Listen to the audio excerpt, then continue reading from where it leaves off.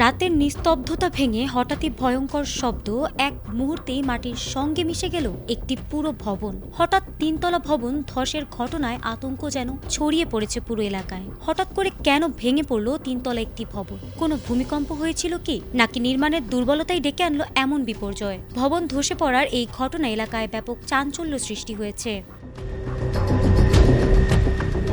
স্থানীয় সূত্র জানিয়েছে, গভীর রাতে ভবনটি আচমকাই ধসে পড়ে।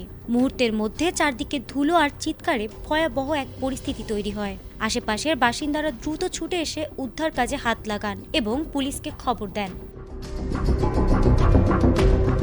ঘটনাস্থলে দ্রুত পৌঁছায় উদ্ধারকারী দল ও প্রশাসনের কর্মকর্তারা। ধ্বংসাবশেষ সরিয়ে আটকে পড়াদের বের করে আনতে এখনও চলছে টানা উদ্ধার অভিযান। উদ্ধার কর্মীরা প্রতিটি ইট পাথর সরানোর সময় সতর্কভাবে শুনছেন ভেতর থেকে কারো সাহায্যের ডাক আসছে কিনা। এখন পর্যন্ত অন্তত 5 জনকে জীবিত উদ্ধার করা হয়েছে এবং আহতদের দ্রুত হাসপাতালে পাঠানো হয়েছে। তবে ধ্বংসস্তূপের নিচে এখনো আরও বহু মানুষ আটকে থাকতে পারেন বলেও আশঙ্কা করা হচ্ছে।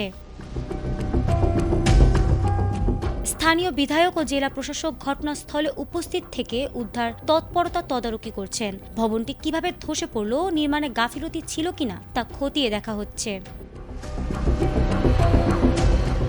জানা গেছে, তিনতলা ভবন ধসের প্রধান কারণগুলোর মধ্যে রয়েছে পুরনো ও জরাজীর্ণ অবকাঠামো, অপরিকল্পিত নির্মাণ কাজ এবং অবৈধভাবে ভবন সংস্কার। ভারী বর্ষণ, অপর্যাপ্ত ভিত্তি এবং ভবনগুলোর উপর অতিরিক্ত চাপ প্রায়শই এই দুর্ঘটনার কারণ হয়ে দাঁড়ায়। এই দুর্ঘটনা আবারও প্রশ্ন তুলছে ভারতের রাজধানীর বিভিন্ন শহরের ভবনের নিরাপত্তা ও নির্মাণ নিয়ে। উদ্ধার অভিযান শেষ না হওয়া পর্যন্ত উৎকণ্ঠায় রয়েছে পুরো এলাকা।